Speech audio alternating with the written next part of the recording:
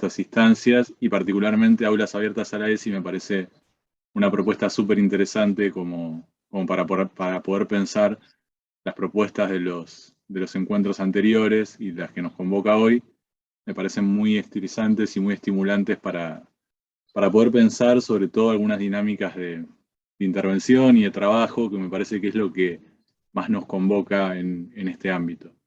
Así que la idea es poder recorrer algunas conceptualizaciones en torno a varones, masculinidades, la relación con la ESI, las perspectivas también de la posibilidad de intervención frente a las violencias machistas, y que esto sea una dinámica lo más conversada posible, donde podamos dialogar también un poco desde mis experiencias, las experiencias de ustedes, y bueno, que aprovechemos este encuentro justamente como para poder pensar y llevarnos algunas preguntas. Me gustó mucho cómo estaba construida la convocatoria, llevarnos algunas nuevas preguntas y algunas perspectivas de trabajo de este encuentro.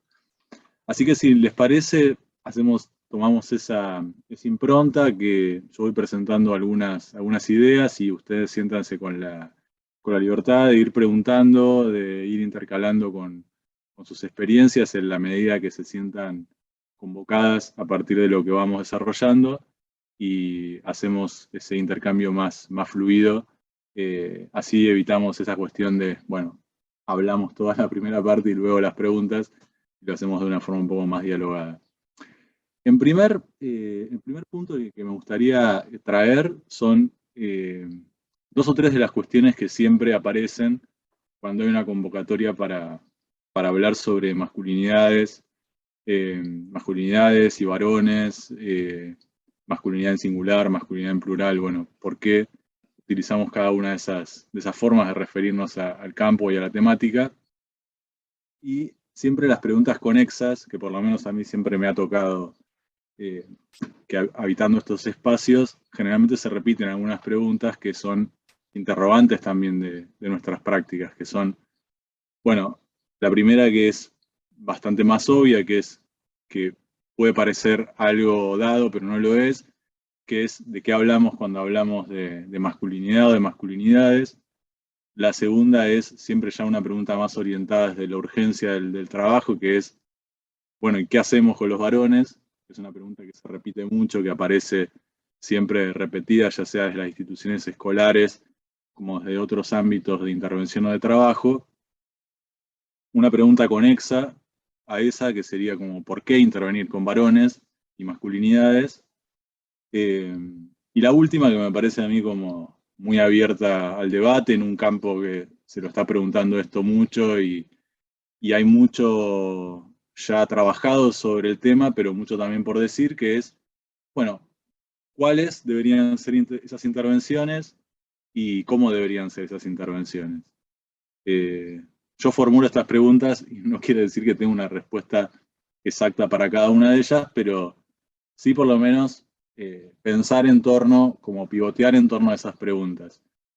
Y la primera es, podemos hablar de masculinidad y de masculinidades desde una determinada conceptualización que tiene que ver justamente con poder expresar estas diferencias. Hablar de masculinidades en plural no es lo mismo que hablar de masculinidad en singular, y no siempre, aunque a veces sí se utiliza de ese modo, hablar de masculinidades es hablar de varones, y sobre todo de varones cis, y si le sumamos un punto más, hablar de varones heterosis, ¿no? Como que a veces muchas actividades o muchas propuestas se dan por sentadas que hablar de masculinidades es hablar de varones heterosis. Ese es el primer rompimiento que a mí me interesaría presentar, y es justamente decir que cuando hablamos de masculinidad en singular, sí estamos hablando de ese dispositivo de poder particular, que es el dispositivo que permite crear en las relaciones generizadas un tipo particular de sujeto dominante en esas relaciones generizadas, que es el varón, o que somos los varones cis. Ese dispositivo particular es el que podemos identificar como los procesos de construcción de masculinidad, donde evidentemente las diferentes instituciones intervienen fuertemente, siempre en el marco de una sociedad patriarcal que crea este dispositivo de poder, que es la masculinidad en singular. Y si hablamos de masculinidad en singular, podemos hacer ese rompimiento hacia hablar de masculinidades en plural, que justamente serían todas las otras identidades que se autoperciben o se asumen en masculino, pero no habitan este dispositivo de poder que es el cuerpo de los varones heterosis.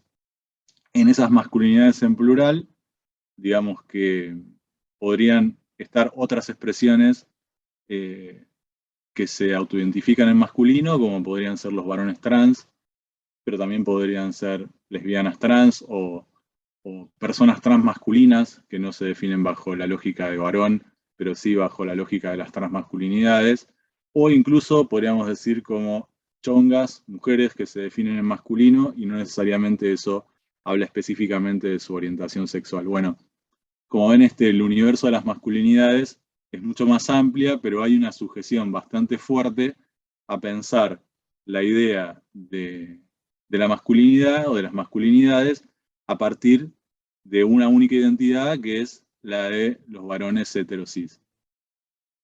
Ahí hay una cuestión interesante también para plantear como primer elemento al debate, que es que en esta convocatoria estamos hablando de masculinidades en relación a la ESI, y la ESI particularmente tiene una lógica o una idea desde su concepción, desde sus lineamientos curriculares, que es bastante recortada a la noción específicamente de masculinidad en singular.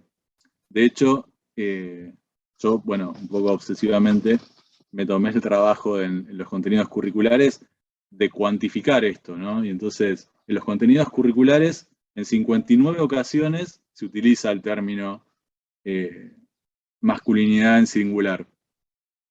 Perdón, varones se utiliza 59 veces. El de masculinidad en singular solamente en 6 oportunidades, y en los lineamientos curriculares no hay referencias a masculinidades en plural. Si bien es verdad que la ley tiene ya varios años desde su sanción, pero todavía podemos decir que es una ley relativamente reciente, una ley del siglo XXI, de 2006, y los lineamientos curriculares son de 2008, digamos que ya muchos de estos debates ya estaban vigentes. Hay un recorte al interior del universo curricular de la ESI que está ligado específicamente a pensar a la masculinidad en términos normativos, como podríamos decir, es decir, aparece presentada la masculinidad normativa. Si bien obviamente la ley también es la primera que plantea la idea de romper con esta lógica acerca de la división sexual del trabajo, e intervienen también algunas cuestiones interesantes respecto de la masculinidad normativa acerca de lo que un varón o una mujer hace, sigue estando bastante delimitada al universo de lo cisgenerizado y bastante orientada también a esta lógica de pensar o identificar a la masculinidad solamente con los niños o los adolescentes varones. Esto obviamente presenta también un cuadro respecto de, entonces, desde la ESI no podemos pensar otras formas de masculinidad. De ninguna manera, porque una de las cuestiones más interesantes de la ESI justamente es presentarnos un proceso muy dinámico en el cual muchas cosas que no están presentes en la ley, las propias características que ha tomado los debates feministas y los movimientos de diversidad han instalado, incluso más allá de los propios lineamientos curriculares, una serie de temáticas que a priori no estaban incluidas en los lineamientos curriculares. E incluso podemos pensar también, de forma muy interesante, los desbordes de la ESI a otros espacios que no son el ámbito educativo. Porque en el marco estrictamente normativo tendríamos que decir, bueno, la ESI corre específicamente para la educación en todos los niveles, pero no deja de ser un recorte al ámbito educativo, y ese es el marco de la ley. Lo que pasa que la ESI en la Argentina particularmente ha generado también ese impacto, digamos, de apropiación social que permite que desde muchos otros espacios también se pueda hablar de ESI, aunque no se esté hablando de ese marco normativo. Creo que va más allá en una conquista incluso por el debate de la educación sexual integral, mucho más allá de lo que estrictamente plantea la ley. De lo que estrictamente plantea la ley, tanto en sus lineamientos curriculares al interior del sistema educativo, como para otras instituciones que han visto en un espejo de las escuelas o de los institutos de formación docente un horizonte también a conquistar, que es poder justamente instalar todos estos debates en espacios de salud, en organizaciones barriales, en movimientos sociales. Bueno, creo que la ESI ha traído también todos estos gratificantes desbordes, que es que se demanda educación sexual integral desde muchos otros espacios.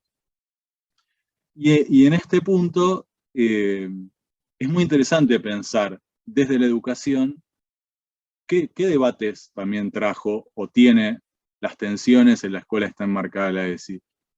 Y uno de los debates tal vez como más interesantes es cómo la ESI ha interpelado el régimen de género escolar.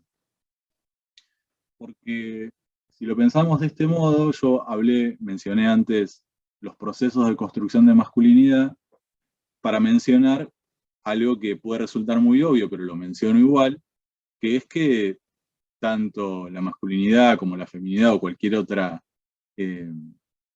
forma de performatear el género es una construcción de carácter cultural y también histórica. Y por lo tanto, hay determinados procesos que las personas transitamos que tienen una influencia muy grande en eso que podríamos llamar de modo más general y no remitido solo a la educación formal, la educación en género. En la educación en género, el rol de la educación y de las instituciones educativas tiene un peso, digamos, bastante preponderante.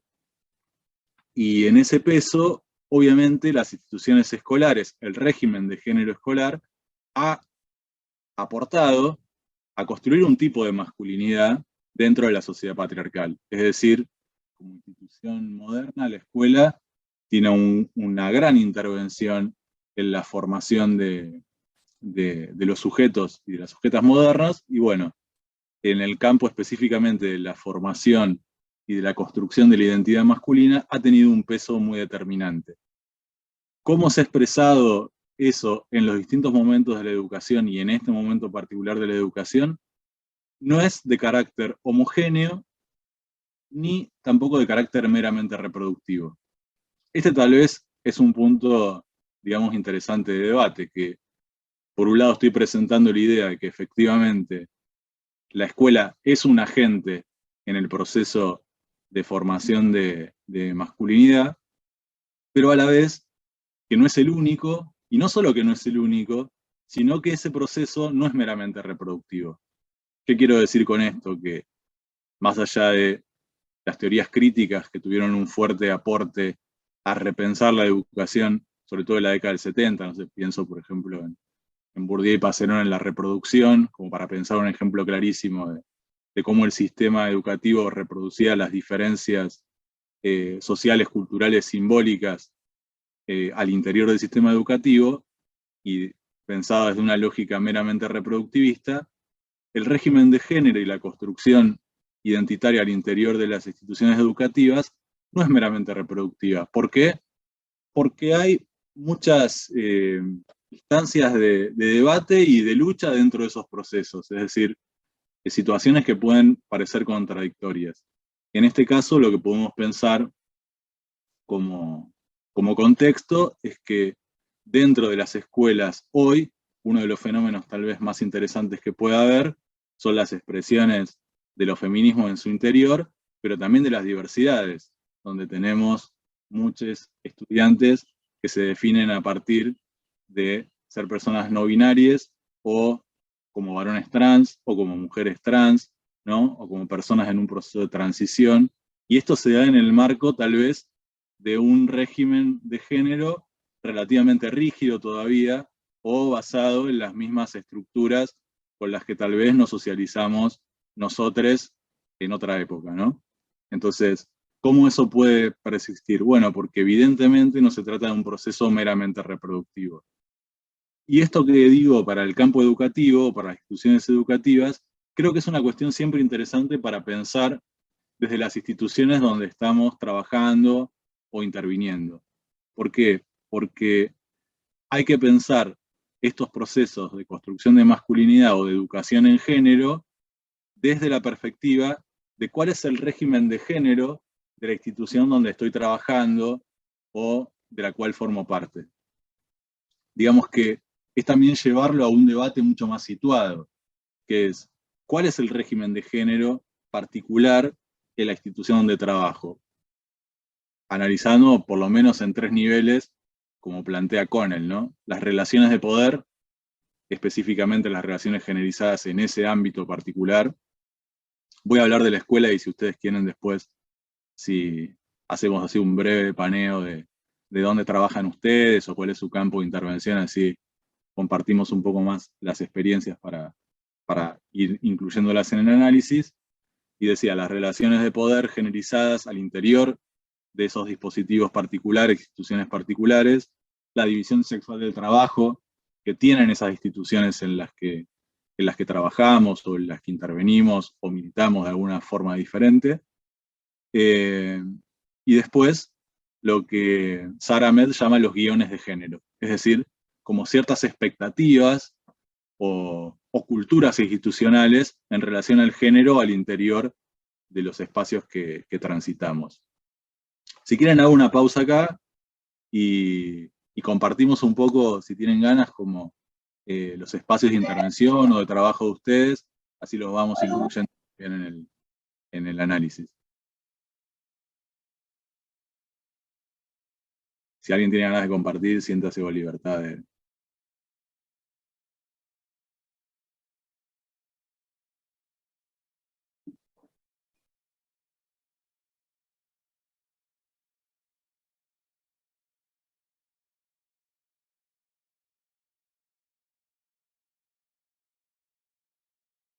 No estaban preparadas como para una pregunta ya tan temprano. No, yo quiero decir, yo empecé a estudiar profesorado hace 2 años nada más, y recién este año empecé a trabajar en un FINES, que era un proyecto de bachillerato en realidad, así que dependiendo de IMPA, que está en Buenos Aires, con esta cuestión de cooperativismo y tal, se abre en Vidal un bachillerato, que después termina pasando a un FINES, ¿no? Se enmarca ahí, pero bueno, la historia es que siga con un reconocimiento. En realidad yo lo que veo ahí por ahí es más que nada por el lugar, es una ciudad muy pequeña, y los roles, por ejemplo, asignados en las familias, digamos, por ahí, no dentro de la institución. Como eso digo, no tengo mucha experiencia en aula, pero por las historias es un lugar donde las mujeres se dedican a crianza o trabajo de campo más, o quedan como muy relegadas. Los hombres, como un rol, como decías vos, una masculinidad como más definida, o sea, como asumiendo la masculinidad estereotipada. Hoy te entendía eso cuando hablabas del dispositivo, como este estereotipo, ¿no?, que tiene la sociedad. Claro. Sí, está bueno, Lucía, lo que contás, porque muchas veces, incluso también aún dentro del campo educativo desde la ESI, como que cuesta bastante pensar la ESI en el campo de la educación para adultos. También me parece también un tema súper interesante ahí a pensar, y lo interesante de la educación en un sistema tan gigante como es el sistema educativo, es también la diversidad, la heterogeneidad que tiene eso. Entonces, vos podés pensar, por ejemplo, la construcción de masculinidad va a tener parámetros similares en un pueblo pequeño, incluso rural, por ejemplo, que va a tener parámetros en común con una masculinidad hegemónica de un gran centro urbano, pero seguramente también va a tener particularidades. Es decir, que la idea de la masculinidad hegemónica puede estar construida con distintos elementos culturales, pero lo interesante es si reproduce ese mismo dispositivo de poder, más allá de las características particulares que pueda tener.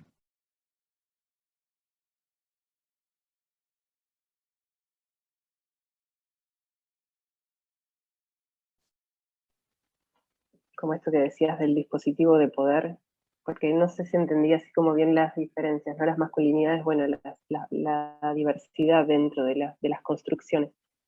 Esta masculinidad individual que vos decías es como este dispositivo de poder, es lo hegemónico, es el hombre cis, hetero, como decías, pero que Sí, el siempre es hombre, asumiendo el poder como de quien domina dentro del sistema patriarcal, asumiendo el rol, exacto. de Sí, alguna manera. incluso ustedes, a mí me gusta bastante el concepto que seguramente ustedes han escuchado de masculinidad hegemónica, que es un concepto que trae Raven Connell, que es una socióloga, y ella lo plantea desde un lugar que retoma el concepto gramsciano de, de hegemonía, que tiene que ver con el poder y con la dirección de esa dominación. Entonces, frente a un panorama de una sociedad patriarcal, las masculinidades hegemónicas justamente tienen ese rol como de dirigir eh, la orientación de ese sujeto hegemónico y caracterizado por el beneficio o el poder en las relaciones generizadas. Ahora bien, dentro de ese sistema también nos plantea estas otras cuestiones que son las masculinidades subordinadas, es decir, que están por debajo de la masculinidad hegemónica, es decir, una cuestión también de jerarquía intragénero, las masculinidades disidentes, que se apartan y se diferencian, en este caso toda la diversidad estaría ahí, y masculinidades marginadas, que serían aquellas masculinidades que tienen un rol dentro de la estructura de las masculinidades eh, con una acumulación de poder significativamente menor. Ahí, por ejemplo, hay otros elementos que sirven mucho para pensar esto interseccionalmente, por ejemplo. La clase, la raza, sirven mucho para pensar.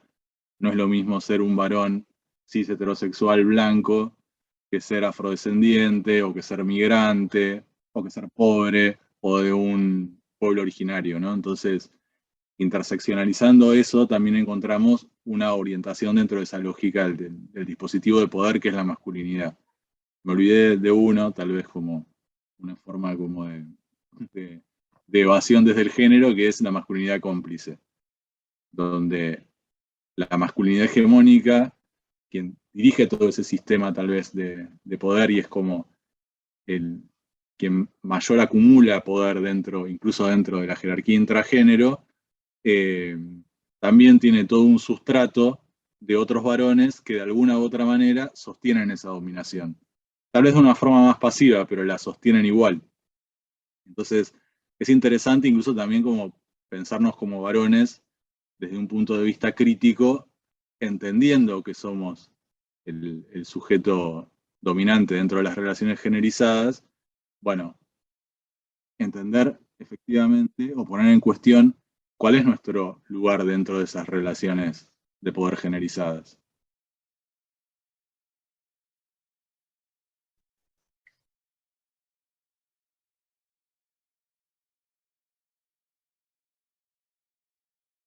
Si quieren, yo les avanzo un poco y en la medida que avanzo, tal vez como van teniendo más ganas de intervenir. Eh, una de las cuestiones que más interesantes o que a mí más me interesan discutir son también dentro de este marco que les presentaba, cuáles son los ejes de abordaje o de intervención que también generalmente se plantean en torno a, bueno, pensemos las masculinidades, pensemos una intervención o una mirada desde la educación sexual integral, ¿cuáles serían esas formas de abordaje? Y hay dos grandes ejes que yo me permito ser crítico con ambos, pero reconocerlos como dos grandes vertientes al interior de la lógica de la intervención o del abordaje con masculinidades desde los ámbitos educativos, pero también podemos pensarlo desde otros ámbitos, distintas instituciones gubernamentales o no gubernamentales, son dos ejes que son el eje de la prevención y el eje de la sensibilización. Estos son, yo los caracterizo como las dos primeras respuestas que siempre aparecen en el ámbito de una institución que está intentando preguntarse o plantear un debate en torno a las masculinidades y los varones. Generalmente el emergente es la conflictividad dentro de ese espacio, de esa institución, la conflictividad escolar, situaciones de violencias machistas, de acoso o de formas de comportamiento de los varones al interior de esas instituciones que empujan a la institución a preguntarse o a pensar una intervención concreta. Y generalmente surgen de modo posfáctico, es decir, por más que hablemos de prevención, siempre surgen a partir de algo que ya aconteció. Y en este punto, la idea de la prevención, yo me permito discutirla bastante, y pueden ustedes disentir, por supuesto, con total tranquilidad, porque la idea de la prevención emerge un poco de una lógica que es y que está enmarcada dentro de una historia, yo diría pre-ESI, pero también que se mantiene durante la ESI, que es una idea o un enfoque de riesgo.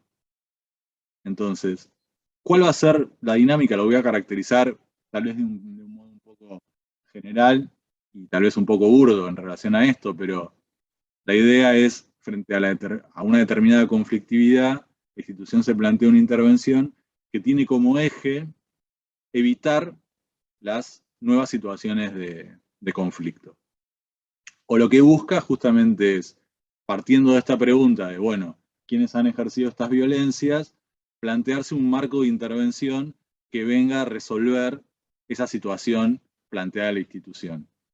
Pero parte de un enfoque de riesgo. ¿Qué quiere decir? Como que la intervención, por ejemplo, con esos varones, va a estar muy centrada en que esos varones pueden ser potenciales agresores, por ejemplo. Y yo discuto ese modo de intervención porque lo que justamente encarna esa mirada es un ángulo que se corre bastante de la ESI. Porque en todo caso la ESI puede reportar o intentar intervenciones que tengan que ver con un enfoque de derechos y no un enfoque de riesgo, o un enfoque de prevención pensada desde un marco, yo diría, aventurando un poco el lenguaje, pero hasta casi securitario, ¿no? Como buscar la forma de que estas acciones no sucedan teniendo algún tipo de intervención limitante sobre los potenciales agresores. Y ahí me parece que tenemos un problema, porque es es una lógica de intervención donde obliga a pensar a los niños y a los adolescentes varones como potenciales agresores. Difícilmente podamos pensar en un enfoque de derechos, en una perspectiva, digamos, de pedagogías como nos presenta la ESI, pensando que lo único que estamos haciendo es tratando de contener a futuros agresores, ¿no? Me parece que requiere como un gran debate ese eje que muchas veces hemos utilizado muchísimo como una línea, si se quiere, hasta bastante progresista, de decir como pensemos un eje de prevención. Bueno, yo diría que es uno de los elementos a reformular, no porque no me interese poder trabajar en una intervención previa a que efectivamente los varones adultos ejerzan algún tipo de violencia de género. Y lo digo incluso pensando que mi trabajo es en la intervención, uno de mis trabajos es justamente la intervención con varones que ya han ejercido violencia de género, ¿no? Pero creo que lo interesante a pensar con los varones en las niñeces y en las adolescencias, justamente es como pensarlos como sujetos de derechos, que en todo caso tienen derecho a tener una forma de socialización que no sea basada en la pedagogía de la crueldad o en la pedagogía viril, ¿no? Sino que pueda tener una forma, digamos, de una educación en género basada en la amorosidad, en el respeto. Yo creo que eso es mucho más que prevención. Lo dejo abierto como una línea de debate. El otro, la otra característica que marcaba es la de la sensibilización. Y acá también abro otro debate que tiene que ver con que muchas veces la intervención, y esto también lo marco como algo pre-ESI y algo que se mantiene todavía en la actualidad, que es la idea de sensibilización muy ligado en las escuelas, sobre todo a la convocatoria de los expertos externos, ¿no? La caracterización más burda de eso sería, por ejemplo, cuando llamaban a un médico a hablar de enfermedades de transmisión sexual, ¿no? Ese es como el gran paradigma contrario a la idea de la ESI, que bueno, todavía preexiste incluso en algunas instituciones. Pero esto podría refinarse un poco más, ¿no? Y convocar personas, y lo digo hasta autocríticamente, porque yo también he participado como de charlas en las escuelas, en espacios como de intercambio, que creo que también es hora de problematizar, porque justamente la interpelación de la ESI más interesante es al interior del régimen de género de esa institución y como parte, como demanda de la institución y como política de esa institución, ¿no? Entonces, en este caso, la idea de traer expertos desde afuera siempre es algo como puede tener dos sentidos, siendo más crítico o siendo más conciliador. El más crítico es cuando frente a una situación de conflicto llamamos a alguien de afuera con la suficiente legitimidad como para aplacar un poco las aguas, o como se decía antes, ¿no? Un lavado rosa, un pink wash, ¿no? Para tratar de aplacar un poco las demandas al interior de la institución.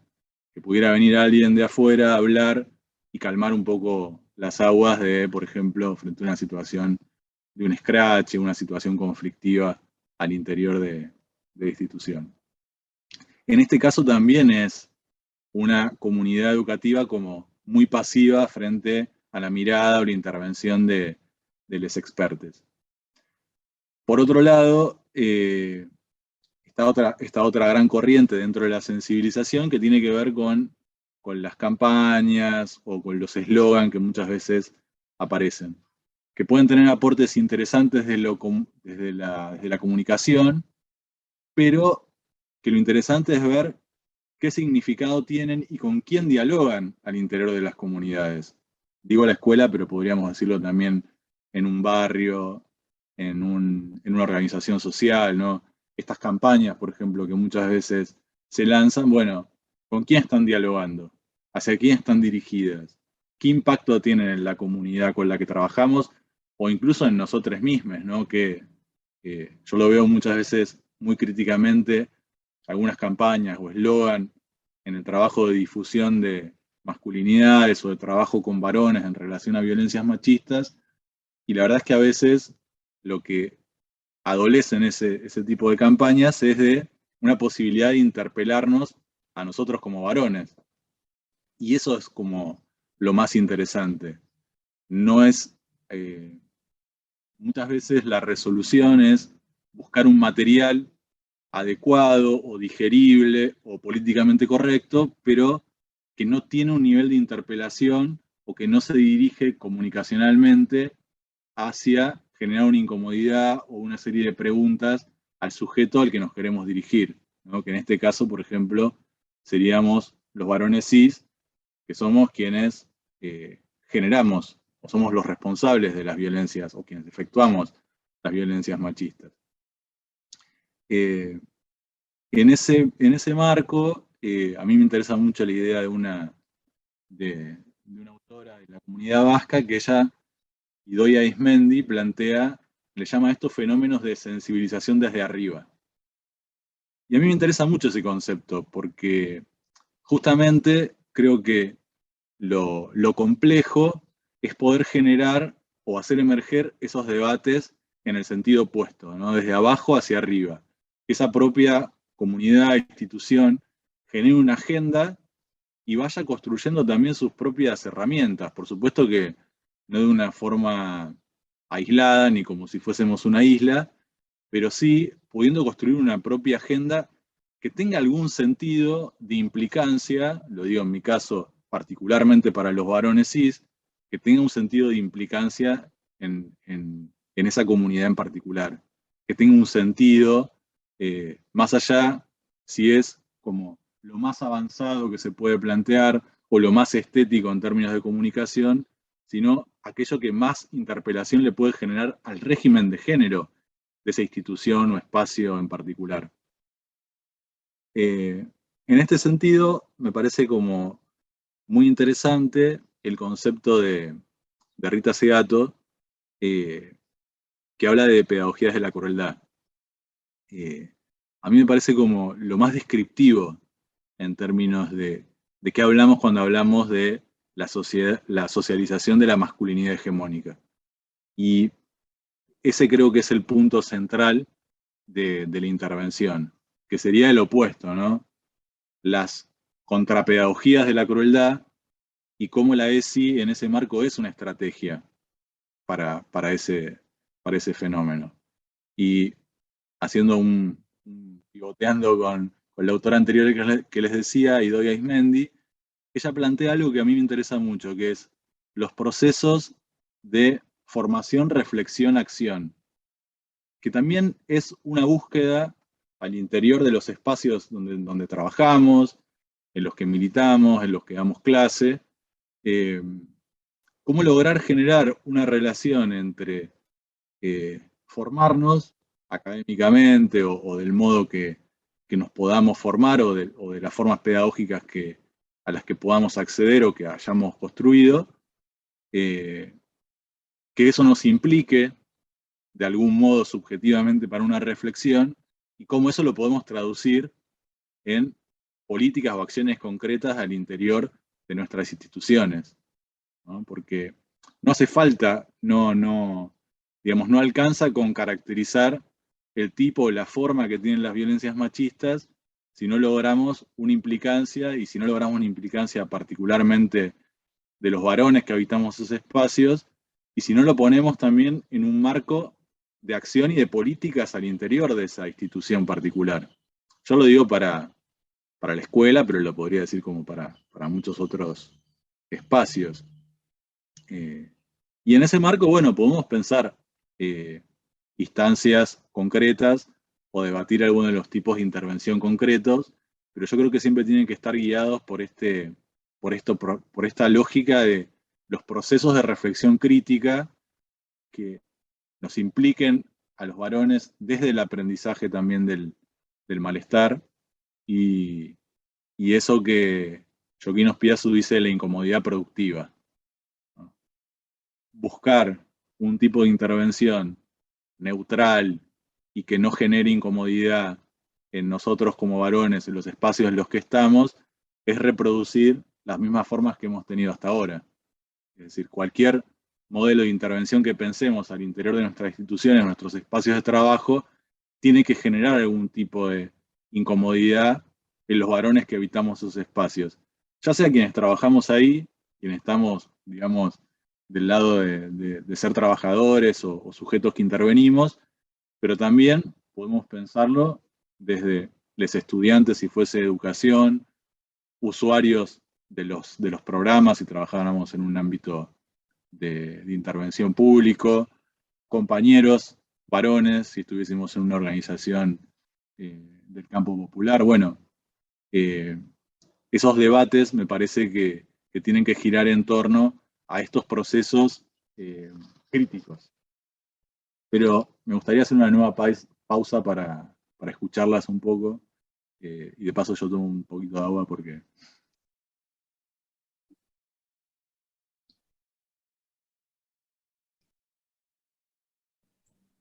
Si querés te leo un comentario que hizo Vir, que no le anda bien el micrófono, que dice que en su caso trabaja en un hospital y que se intenta introducir la ESI en las prácticas profesionales, reconociendo, como referías al principio, esos desbordes que la ESI ha hecho en otras instituciones de otros campos. En el caso tuyo, VIRE es una institución de salud mental, ¿verdad?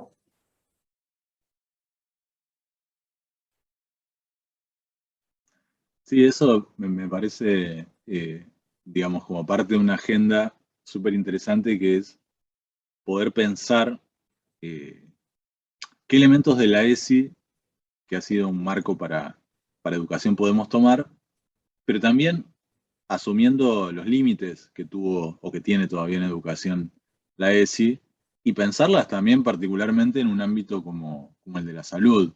Yo creo que es muy interesante pensar efectivamente cómo sería una ley, aún sin que esté la ley, y puede ser un horizonte también de, de lucha y de debate, si es necesaria, por ejemplo, una ley como la ESI en educación, en salud. Pero sí por lo menos tomar algunos de los ejes de la ESI para pensar qué cuestiones son necesarias interpelar al interior de dispositivos tan fuertes para la subjetividad como son los dispositivos de salud. A mí me parece súper interesante eso, ¿no? Eh, cómo pensar instituciones también tan ligadas a la cis heteronorma, como educación, como salud. Son campos también muy rígidos de, de la formación de sujetos modernos, ¿no? Y me parece interesante ese debate. Yo creo que ese debate siempre tiene que incluir eh, la interpelación también del personal profesional de varones que interviene desde la salud. O sea, con qué perspectiva interviene. Los varones hemos pensado mucho tiempo en nuestra intervención, y más quienes somos profesionales, como una intervención neutra, ¿no? Como neutral, como, bueno, intervengo desde la sociología, desde la medicina ni hablar. No lo hemos pensado desde el género, como si fuese exactamente igual, ¿no? Me parece que ahí requiere como un debate también muy fuerte, y más un campo que produce tanto de poder como es el campo de la medicina clínica tradicional, aunque muchos de ustedes interpelan esa mirada como clínica, pero me parece interesante, súper interesante ese debate.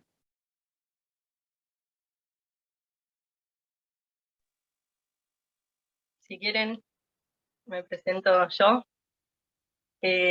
Bueno, mi nombre es Paula, yo soy docente, soy maestra, así que trabajo con niñas en una escuela. Por otro lado, también estoy trabajando en Fines como docente y como coordinadora administrativa, y que también en el ámbito de adultos.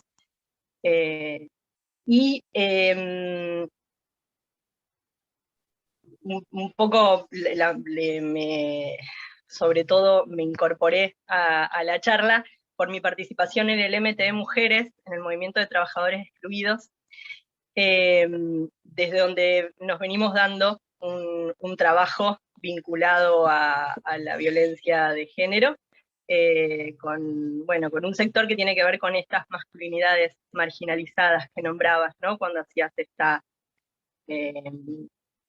caracterización de las diferentes masculinidades, que me pareció también interesante traer. Así que, nada, y tomando muchas de estas cuestiones que mencionaste. En el ámbito educativo, tal vez la ESI la ley nos vino a ofrecer un montón de herramientas para trabajar, y es algo que está muy incorporado. Tal vez en una organización gremial como el SLMT es más difícil acercar estos debates, y bueno, es un proceso que nos venimos dando fuertemente hace poco, así que también pensando estrategias dirigidas, y como bien dijiste, que puedan realmente interpelar a este sector en particular. Gracias, Paula. Súper interesante lo que contás, y desde estos distintos roles, ¿no? Porque creo que a veces lo difícil en las organizaciones, en los movimientos sociales también, es poder pensar como frente a una agenda que siempre es de urgencias, y más en este momento, ¿no? de una crisis social muy, muy fuerte y con enormes carencias, como pensar también una política de intervención con esos compañeros, sin una mirada que sea punitiva por un lado, pero tampoco desde una mirada, digamos, que soslaye las violencias machistas que pueden existir porque son trabajadores excluidos o personas que no han tenido acceso muchas veces prácticamente a nada, ¿no? A la educación, ni al trabajo, y probablemente tampoco hayan tenido un marco a veces también familiar o afectivo que pudiera acompañar su trayectoria, ¿no? Pero cómo encontrar esos espacios desde las propias organizaciones. A mí me parece valiosa digamos, la tarea, encontrar esos espacios como para que a la vez estos compañeros puedan tener un espacio de abordaje de su propio malestar, que tiene que ver con todas estas características, pero también con el género, porque muchos de estos compañeros seguramente el no acceso a un trabajo también se lee desde la masculinidad hegemónica o desde los mandatos de la masculinidad como la ausencia de poder realizarse como hombre siendo el sustento del hogar, ¿no? Entonces, cómo a la vez poder trabajar la idea de el derecho al trabajo digno, pero no desde la perspectiva de poder posicionarte como el jefe del hogar, ¿no? Es tan difícil encontrar ese punto que tenemos mucho para trabajar, y digo también tenemos mucho para trabajar porque mucha de la bibliografía que muchas veces leemos o las experiencias se dan en otros ámbitos que no son los ámbitos de pobreza y exclusión que tenemos en esta región del mundo, ¿no? Entonces, creo que hay algo interesante, pero yo lo pensaría también desde ese lugar, desde esta doble cuestión que siempre aparece, que es, por un lado, dentro de ese sistema de la masculinidad, hay un montón de esos mandatos que son un peso sobre la subjetividad de estos varones. Pero a la vez también es importante que como varones, no importa el lugar que ocupemos dentro de ese sistema de la masculinidad, nos podamos hacer responsables de las violencias machistas, ¿no? Me parece que una cosa se pueden trabajar en paralelo. Y es interesante también porque muchas veces lo que estos varones que han transcurrido instancias de socialización sin posibilidad de tener espacios de contención, de diálogo, de abordaje de su propio malestar subjetivo, ejercen alguna clase de violencias machistas, ¿no? Entonces, ¿cómo poder replicar o tener una instancia de abordaje de esas violencias machistas, pero también sabiendo que son compañeros que han sido formados en lo más cruel de esas pedagogías de la crueldad?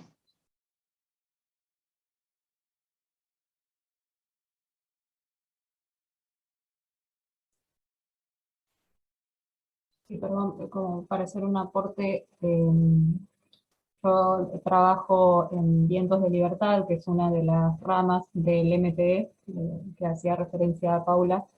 Es un dispositivo comunitario de abordaje de consumos problemáticos, y uno de los dos barrios en los que trabajamos, bueno, son la mayoría varones, son pibes entre 13 y 20, más o menos, y también hace bastante que venimos desde el equipo queriendo trabajar en relación a género y en relación a masculinidades, o por lo menos poder ir marcando algunos criterios y algunas cuestiones respecto de la vinculación entre ellos, eh, entre los mismos varones también, y se nos prenden fuego los papeles más de una vez, ¿viste? Como que nos pasa esto de que se nos empieza a jugar esto de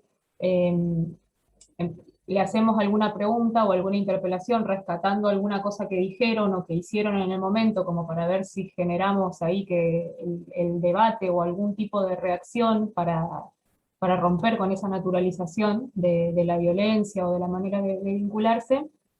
Y a veces nos pasa que nos dicen, no, a ustedes las feministas ya nos tienen podrida, les molesta todo, son unas exageradas, o mismo esto de querer o insistir nosotras en querer laburarlo, pero con el miedo de esto de decir, bueno, no salgo totalmente con los tapones de punta, por más de que marco que lo que hizo no está para nada bueno, porque por el otro lado es un pibe que está en una situación de vulnerabilidad extrema en donde no me puedo dar el lujo de que deje de concurrir al espacio porque está en situación de consumo, porque está en otras situaciones más complejas, entonces estamos como constantemente en el tironeo ese, y después por el otro lado de la duda de si somos nosotras, las mujeres del dispositivo, quienes los tenemos que laburar, o si en realidad deberíamos, no sé, invitar a los compañeros del equipo que sean ellos quien lo trabajen, si es mejor que lo trabajen varones,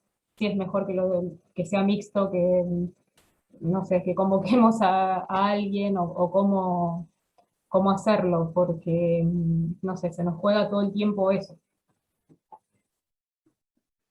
Sí, son preguntas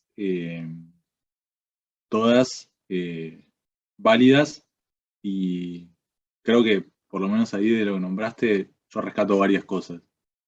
La primera es esta cuestión que siempre hay que tener presente, que desde las violencias machistas muchas veces las pensamos como exclusivamente dirigidas hacia mujeres o identidades feminizadas, y creo que hay que pensarla en esa tríada de violencia, ¿no? Que es hacia mujeres, identidades feminizadas, hacia otros varones y hacia sí mismos, ¿no?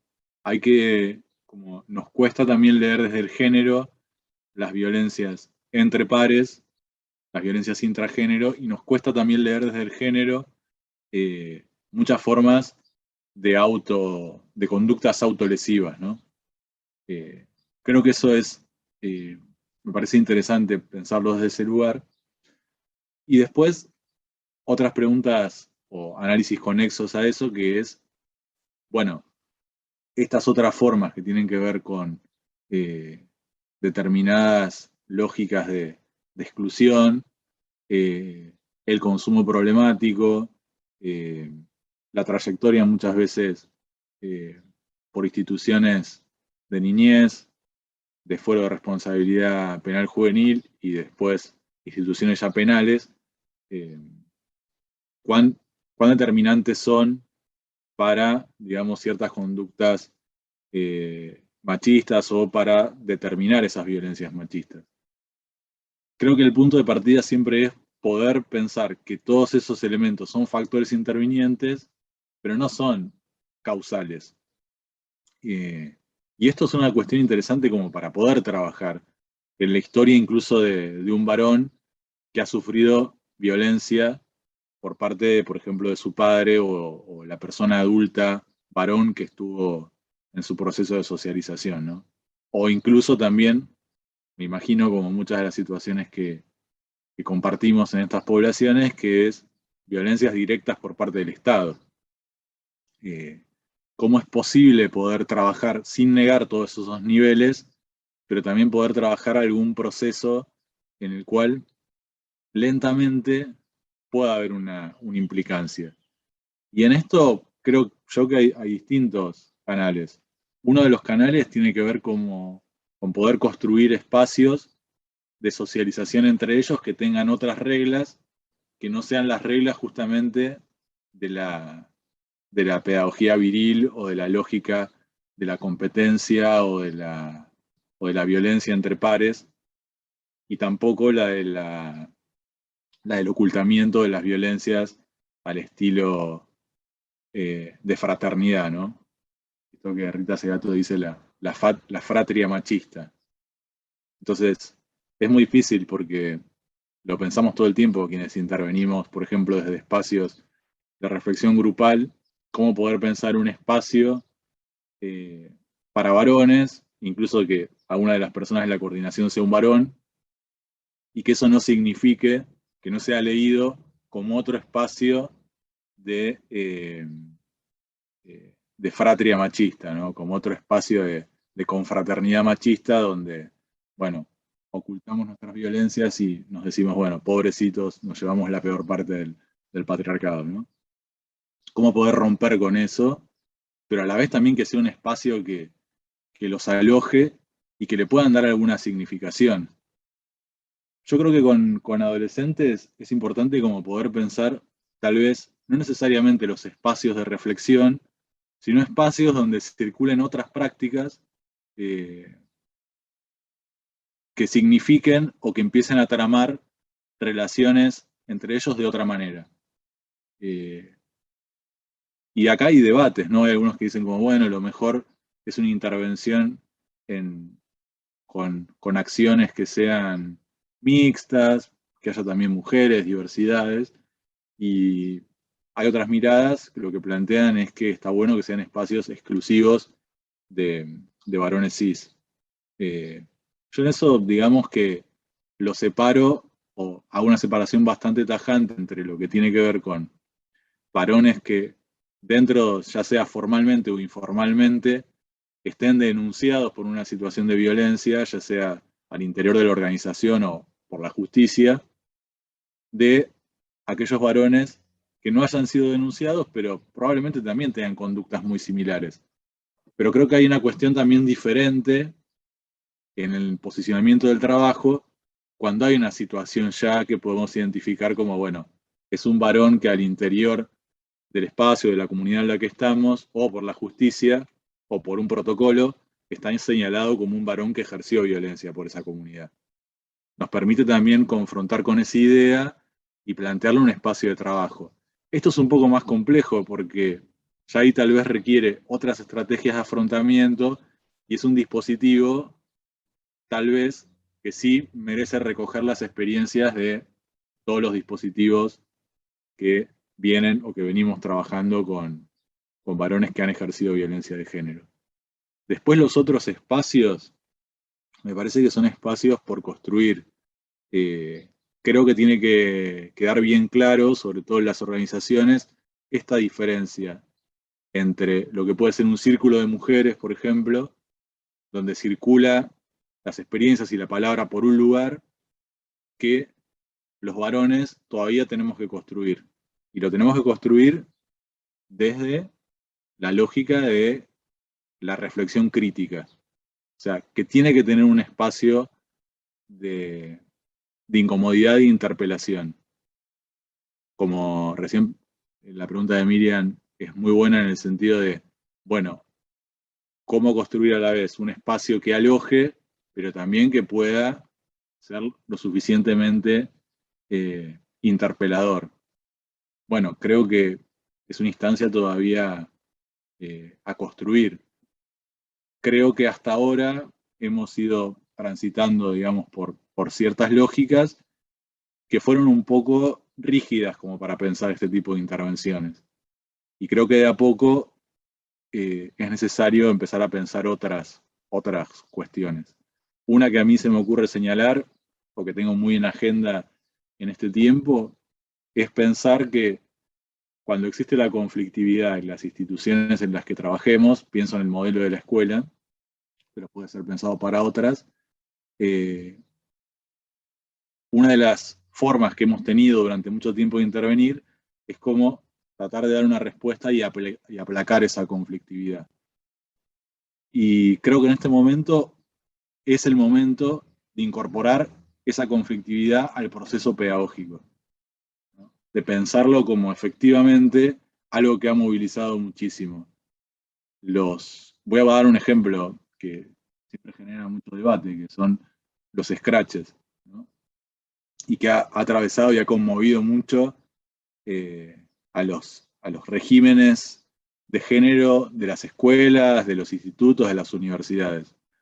Y a mí me parecen procesos como virtuosos de la conflictividad, por más que en ese mismo proceso haya toda una serie de desbordes, haya derivas incluso muy punitivistas en las demandas a veces, pero generó una conmoción que a mí me parece valiosa y que la respuesta muchas veces es intentar dar una respuesta que aplaque el conflicto, cuando lo necesario es ahí tomarlo como un proceso pedagógico donde desde el conflicto se puede construir.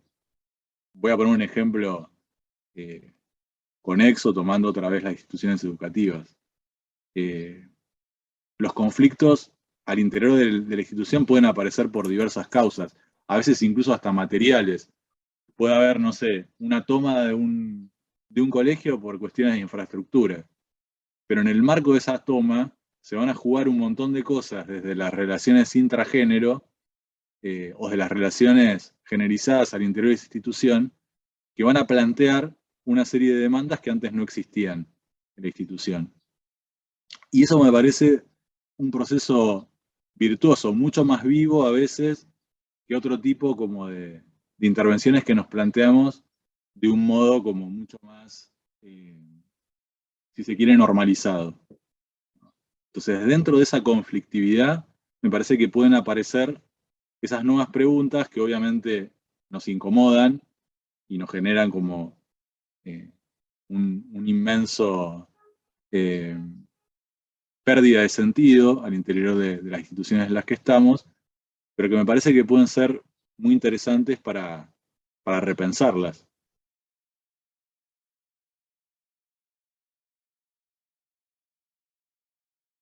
Y digo esto para cerrar esta idea. Son interesantes porque son niveles de interpelación del régimen de género de esas instituciones y particularmente lo que nos toca también del mundo adulto de esas instituciones, ¿no? Sobre todo cuando trabajamos con adolescencias y niñeces.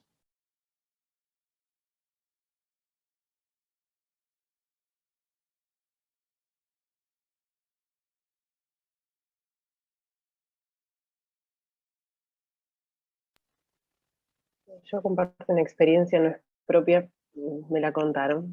Es de un docente de una escuela de acá de Mar del Plata, secundaria, quinto año, donde en clase de música abusaba, venía alto. Lo cortado, ¿puede ser? ¿Querés apagar la cámara, Lucía, que por ahí te escuchamos? Dale, sí, sí. Bien. Es una escuela en Mar del Plata, secundaria de quinto año, donde en una clase de música sale como dos situaciones: un abuso por parte a una estudiante, algo intrafamiliar, y sobre un profesor de esa escuela escrachado por haber abusado también de menores. Que por ejemplo en ese caso se llamó, ¿no?, a la directora como cuando no tenés preparación de cómo hablar estas cosas, pero yo decía, es la invitación para abrir debate en el aula, ¿no? Como muy interesante es lo que sucede, es lo que traen los chicos, un poco eso, de que con esta mirada, eso es lo que llama, ¿no?, a quien está en el rol de docente en ese momento. Digo, por ahí la falta de información hace que no se puedan abordar esos temas, pero que son cosas que emergen, y que es muy interesante. Sí, comparto totalmente. Siempre cuando surgen esas instancias, también son las que han permitido que de a poco se puedan construir herramientas, ¿no? Por ejemplo, en el caso de los protocolos, que obviamente, como toda herramienta, tiene sus límites, pero también ha sido posible a partir de la organización, sobre todo de los feminismos y las diversidades que han planteado esa agenda de interpelación, ¿no? Como dice Butler, el derecho a aparecer, ¿no? Cuando aparece la diversidad en la escuela, por supuesto que incomoda e interpela al régimen de género de la escuela, pero también abre un montón de canales, ¿no? Del mismo modo que podemos pensar esas transformaciones culturales sexogenéricas, como dice Faur, son polirrítmicas, ¿no? Entonces, los ritmos también en los que se van dando esas transformaciones realmente, son músicas que se van tocando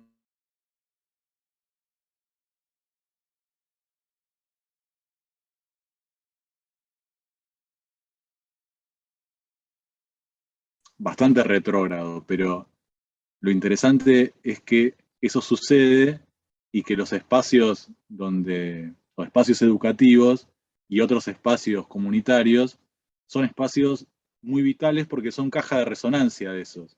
Es decir, esas niñeces, esas adolescencias, esas juventudes, lo expresan en los espacios en los que estamos, porque también hay una demanda de ese espacio. Le están pidiendo algo a los espacios donde estamos. Y eso es algo también muy saludable. A mí me parece muy positivo. A mí me interesaba también traerles eh, una idea de Deborah Britzman, que ella plantea algo que a mí me gusta mucho, lo tomo mucho para el campo de las masculinidades y la educación en general, ¿no? Que ella dice que cualquier conocimiento ya contiene su propia ignorancia. Y habla de la lógica consagrada para abordar o para pensar algunos problemas. Y que muchas veces no encontramos, ni siquiera llegamos a formular las preguntas tal vez más incomodantes, porque no nos encajan dentro de esa lógica en la cual fuimos formados o educados, ¿no? Entonces, creo que hay algo, ahí me parece que también se está jugando en este momento, que es, bueno, no sabemos formularlas dentro de esa lógica. El problema evidentemente tiene que ver con cómo hemos sido también educados y educadas en género.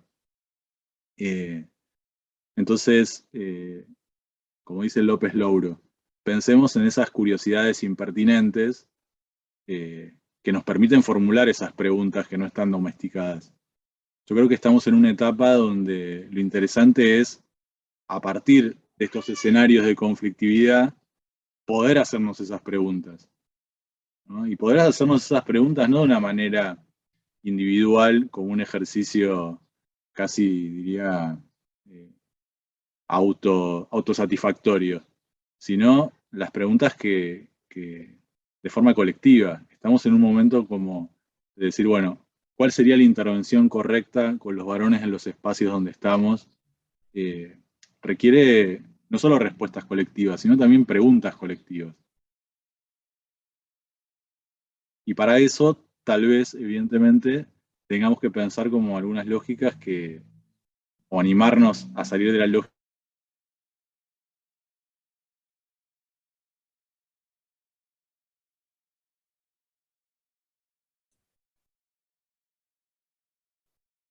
Se me tildó. Yo no. Bueno, ¿Eh? te perdimos por un ratito. No sé hasta cuándo. Yo te escuché hasta animarnos a salir de la lógica y ahí te me tilaste. De la lógica consagrada del campo en el que, al que nosotros o nosotros abrevemos, ¿no? Porque yo decía, esta parte creo que no se escuchó, decía, en mi caso desde la sociología, eh, yo pasé toda mi formación eh, de grado prácticamente sin que el género fuese una variable importante para pensar la sociedad. Eh, y yo, toda mi formación es una formación, digamos, relativamente reciente, es decir, ¿no? Y no leí en el transcurso de mi carrera ni a Faur, ni a Gelín, ese gato por más que sea antropóloga también la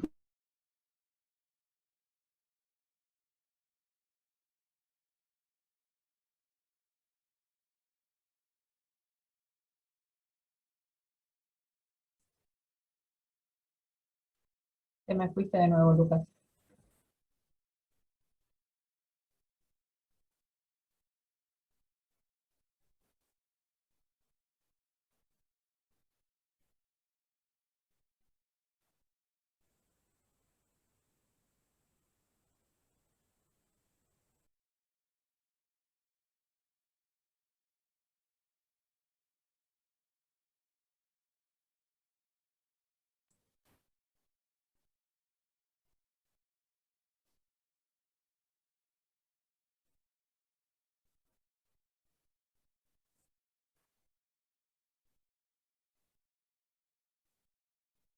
Bueno, ahí se desconectó, supongo que va a volver.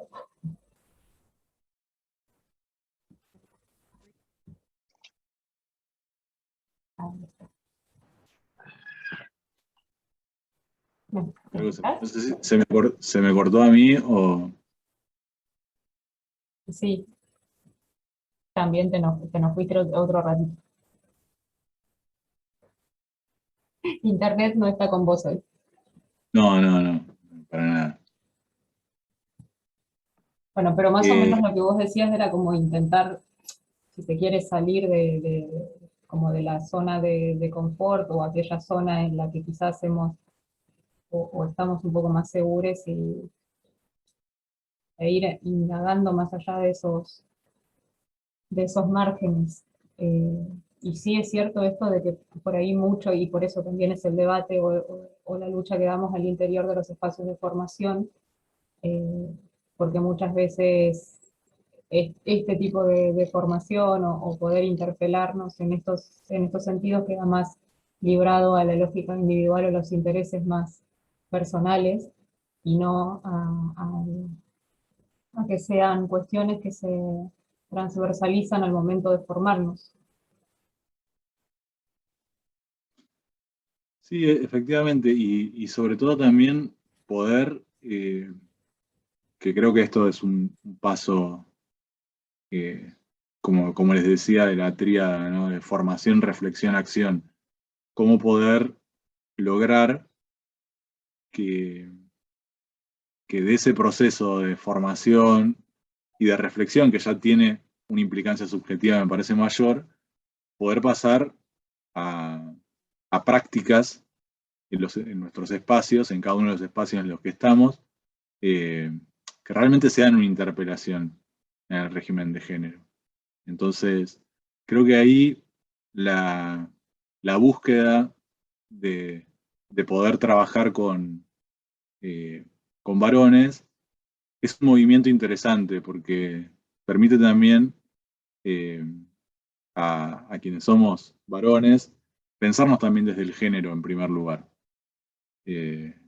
Identificar estos mandatos que les decía antes, pero también aquellos privilegios que tenemos al interior de los espacios donde habitamos. Y bueno, yo creo que en ese punto sí se pueden pensar intervenciones concretas, eh, con mayores niveles de implicancia también de los varones que estamos en esos espacios. Creo que a veces hemos dejado mucho tiempo como que el impulso que nos permite pensar incluso hasta este campo, que es el campo de las masculinidades, es un recorrido de los feminismos, ¿no? De instalarlo hasta como un tema de análisis, de debate, de intervención, pero hemos quedado demasiado tiempo también como a la espera hasta que nuestro propio malestar desde el género sea resuelto desde la intervención de las compañeras, ¿no? Que nos traigan también esa solución. Incluso yo diría como una forma también de maltrato cargando esa responsabilidad sobre las compañeras y las diversidades. Entonces me parece que estos debates pueden circular tranquilamente en nuestros espacios de trabajo. Y hay un horizonte, me parece, posible en la idea de pensar las contrapedagogías de la crueldad como una forma de intervención con los varones y sobre todo pensando aún, digo, por eso también, saliendo de la lógica a veces con la que se presentan algunas situaciones, bueno, ¿cómo podemos pensar un trabajo, incluso con los varones, incluso con varones adolescentes, que estén, por ejemplo, sindicados o señalados como quienes hayan ejercido algún tipo de violencia de género, cómo poder pensar intervenciones también, como plantea la ESI, desde la afectividad, ¿no? Esto, por ejemplo, me parece una pregunta que puede disgustar un poco, porque ¿cómo vamos a pensar como una intervención desde la afectividad con alguien que ha sido señalado como alguien que ha ejercido violencia? Y bueno, creo que es una de las herramientas también para pensar eso, porque si lo pensamos desde la pedagogía de la crueldad, en que esa persona ha sido socializada, nuestra respuesta como contrapedagogía de la crueldad, creo que necesariamente tiene que estar atravesada por el eje de la ESI, que es la afectividad, ¿no? Por decir algunas de las cosas en las que estoy pensando en este momento, algunas intervenciones.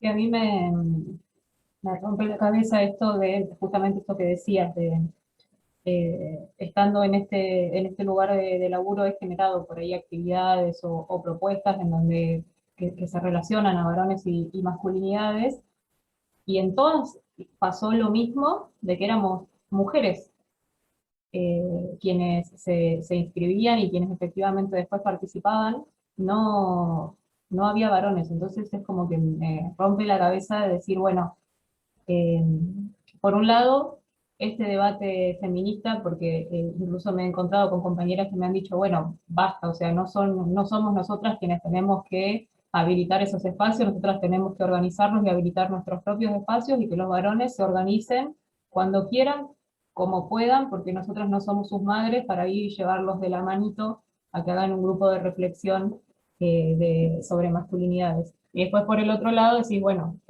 no sé, eso efectivamente no se ha venido dando y desde los feminismos también decimos es necesario también trabajar con los varones y no hacer como toda nuestra organización y nuestro laburo y dejar como eso que siga siendo de la misma manera, porque justamente creo que quienes pensamos que el género es algo relacional, si solamente laburas de un solo lado, después te queda una pata ahí como medio enclenque. Pero sigo pensando en esto, digamos, cómo convocar, o sea, no sé, si un flyer con una pregunta o con una frase muy provocativa o para interpelar o qué, digo un flyer por decir, pero me sigue como dando vueltas en la cabeza esto efectivamente de la participación, si es porque esos espacios todavía no se construyen y los varones no han logrado aún encontrarse en el habla, en el poder compartir, en la grupalidad, así como sí nos hemos encontrado las mujeres o feminidades, o qué es lo que no estamos pudiendo leer efectivamente para que no podamos llegar ahí. Sí, creo que es una agenda en construcción, me parece. Es una agenda en construcción donde hay, lo digo por ejemplo en este caso desde nuestro trabajo en la universidad, que siempre comento lo mismo, pero me parece que es válido como para presentar un cuadro de situación.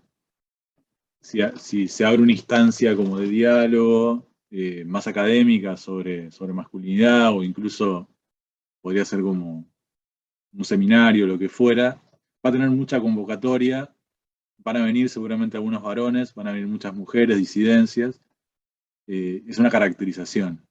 Luego, si es un taller sobre masculinidad para varones trans, ese número va a mermar significativamente, obviamente, y cuando ya pasamos como al grupo de reflexión, ese grupo va a ser realmente muy pequeño.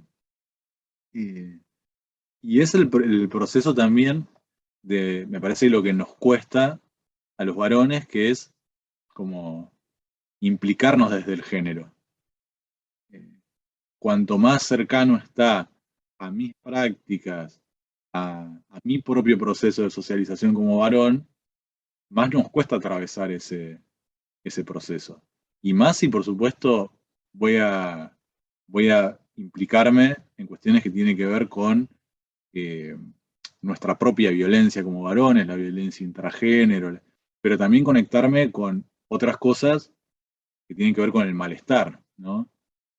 Lo interesante de eso es que cuando esos procesos son efectivamente muy vivenciales, cuando se pueden transitar, hay algo que va mucho más allá de la demanda objetiva, ¿no? Hay una demanda subjetiva de conocer el espacio, tener un ámbito donde es posible abordar estas cuestiones. Y como pasa muchas veces en los grupos, que siempre hay algún varón que dice, o en todos los grupos siempre pasa, o varios varones que dicen, es la primera vez que puedo decir algo, esto, en presencia de otro varón. Porque lo paradójico es que en la lógica patriarcal, pese a que esto ha tenido muy buena prensa, el mundo de la amistad masculina es muy poco contenedor y es muy poco real, ¿no? Son vínculos bastante desafectivizados. Entonces, cuando un varón necesita hablar de lo que le pasa, muy probablemente hable con una mujer, muy probablemente hable con su pareja. Y eso efectivamente también muchas veces es una forma indirecta de maltrato, porque es una sobrecarga sobre la subjetividad de la otra persona que de alguna manera tiene que cargar con todo ese malestar. Nos cuesta como asumir ese proceso. Yo creo que hay muchas estrategias como para pensar esas instancias de implicancia.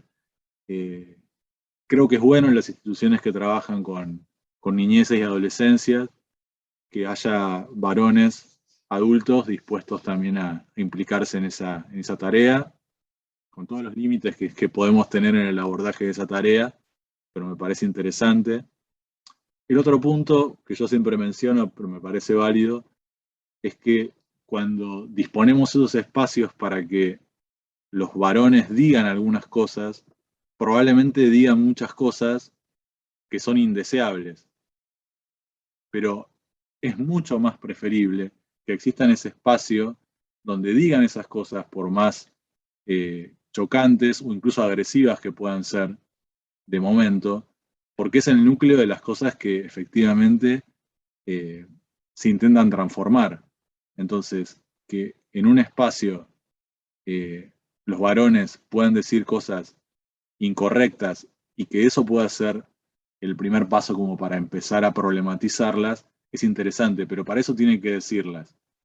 Seguramente a ustedes les ha pasado, o yo lo comparto como experiencia porque a mí me pasó varias veces, de que me invitan a algún espacio, por ejemplo una escuela, y a una charla, a algún taller, y que la mirada de la institución sea como, salió buenísima porque había un montón de chicos y de chicas, y participaron un montón, y tú siempre me iba con la misma pregunta. Hay un montón de varones, o la mayoría, que no dijeron una palabra, como una caja cerrada, ¿no? Me fui con esa idea de, yo no sé realmente qué estaban pensando.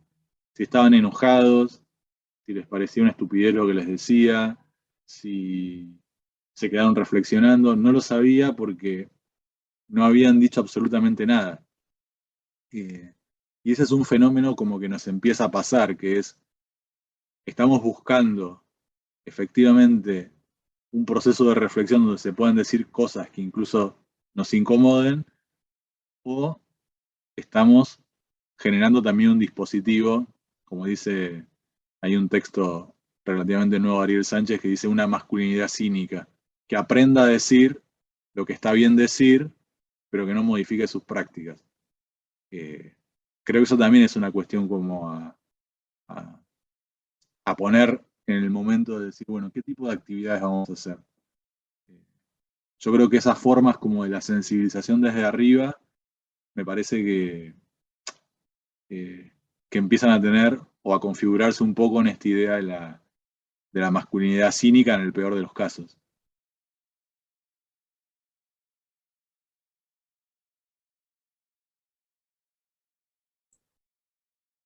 Bueno, gracias Lucas, la verdad que, bueno, un montón de preguntas me quedan dando vueltas en la cabeza, lo cual creo que es bueno, porque si tuviésemos todas las respuestas cerradas estaríamos estancados.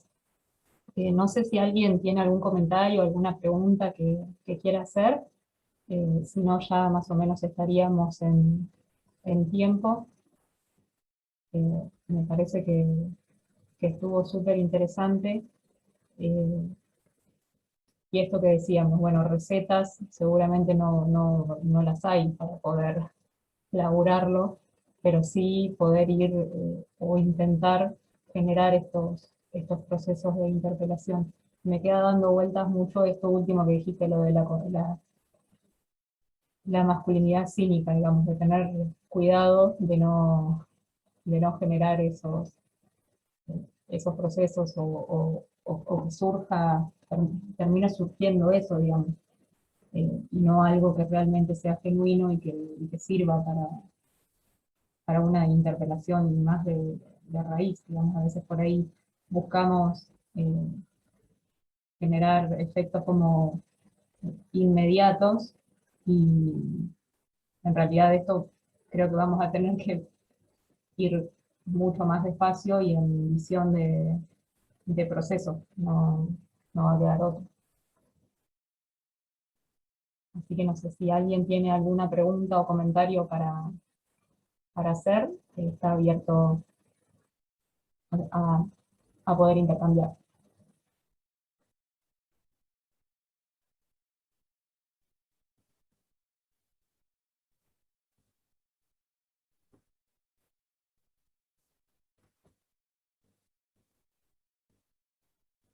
Había un comentario, un aporte de Lucía en el chat, no sé si lo viste, Lucas, No, que dice, no sé, Lucía, si querés comentarlo o lo leo. Sí, es lo que escribí. Es una chica que conocí el fin de semana pasado en el marco de un congreso de educación popular feminista. Y ella planteaba, estábamos en un taller de ESI y planteaba que trabaja en el penal de Azul, en educaciones en situación de encierro, con personas que ejercieron violación, digamos, están presas por ese motivo, y ella teniendo que dar ESI. Entonces, decía que, bueno, no sabía exactamente cómo, ¿no? Y cuando Lucas hablaba de pedagogía de la crueldad, yo pensaba en la pedagogía también de la ternura. ¿Cómo encarar ella? A veces decía, ¿viste? Yo me descompongo escuchando ciertas cuestiones, porque bueno, es muy difícil, pero ¿cómo hablar, cómo encarar la masculinidad? ¿Desde dónde? Por ahí esto que vos decías, Lucas, antes también sobre, en el caso de un penal, hombres, todos juntos, las mujeres están en otro lugar, cómo se ejerce también la violencia desde esas masculinidades, o sea, desde las distintas masculinidades, ¿no? Que no sé si habías dicho la que es jerarquizada, no me acuerdo exactamente, pero que también ahí mismo siguen ejerciendo violencia y sigue habiendo como esos roles. Nada, y me llené de preguntas, y ella estaba llena de preguntas, y bueno, era todo una gran pregunta, ¿no? Como, wow, qué difícil. bueno, buenísimo. El efecto de irnos con más preguntas es siempre interesante. Dos cosas muy pequeñas en relación a eso, que una más, si se quiere, como más técnica, que sí hay una diferenciación en lo que tiene que ver con el trabajo con varones que han ejercido violencia de género. Los trabajos que realizamos, lo digo desde la red, desde Retén, pero es un acuerdo de trabajo en general en todos los dispositivos que trabajamos con varones que han ejercido violencia de género. Hay una delimitación de lo que son los grupos psicosocioeducativos o los grupos de reflexión que no son adecuados para lo que catalogamos como ofensores sexuales. Por el hecho de que se modifican ciertas conductas psicosocioeducativas que en la estructura de una persona que, por ejemplo, ha ejercido una violación, no serían adecuadas para el abordaje con esa metodología. Es una cuestión más fina de intervención, pero quería mencionarla porque justo trajiste esa experiencia, ¿no? No quiere decir que no se pueda tener una intervención, pero va a ser desde otro marco metodológico, no desde esta perspectiva, como para decir cómo trabajamos desde los grupos psicosocioeducativos, los grupos de reflexión. Acá en Mar del Plata hay dos espacios que trabajan con varones derivados por la justicia. Uno es el de patronato, el otro es el que estoy yo con mi compañera Victoria Bentivoglio, que es el de la Dirección de Políticas de Género del municipio.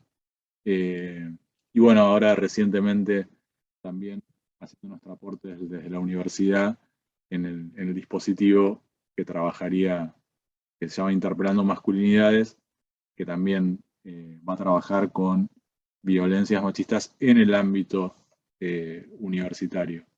Creo que lo interesante, más allá de las preguntas que son lo más estimulante, creo que también es interesante como pensar que estamos en un momento donde es posible pensar intervenciones, pero nunca como intervenciones aisladas.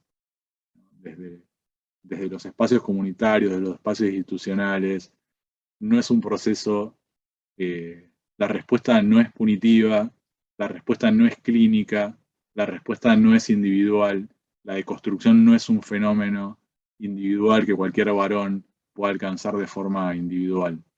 Entonces, las únicas certezas que les puedo compartir es que el camino es en la política pública, pero sobre todo también en las intervenciones comunitarias y en los debates en el ámbito comunitario, porque las respuestas no son punitivas ni clínicas, y mucho menos de carácter individual.